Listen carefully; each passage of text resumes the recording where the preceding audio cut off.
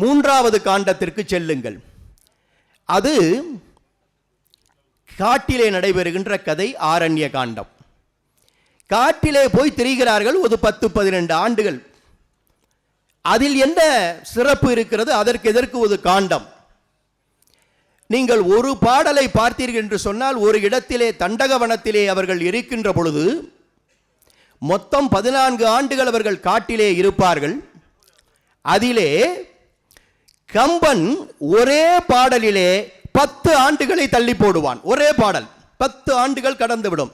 இப்படியாக 25 ஆண்டுகள் அவர்கள் கண்டகவனத்திலே தங்களுடைய பொழுதை கழித்தார்கள். ராமனும் சீதையும் லக்ஷ்மணனும் என்று ஒரு பாடலிலே முடித்து விடுவான். நீங்கள் சில திரைப்படங்களிலே பார்த்திருப்பீர்கள், கதை போய்கொண்டே இருக்கும்.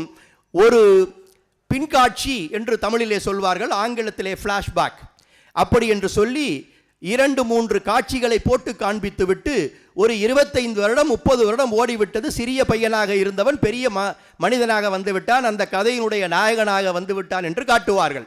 அப்படி காட்டினானோ என்னவோ தெரியவில்லை, அல்லது கம்பனை பார்த்து அப்படி இப்பொழுது திரைக்காவியங்களை அமைக்கிறார்களோ என்னமோ தெரியவில்லை. ஒரே பாடலிலே தண்டகவனத்திலே 10 ஆண்டுகளை கடத்தி விடுவான் கம்பன். மீதி 4 ஆண்டுகளிலே தான் மொத்த கதையும்.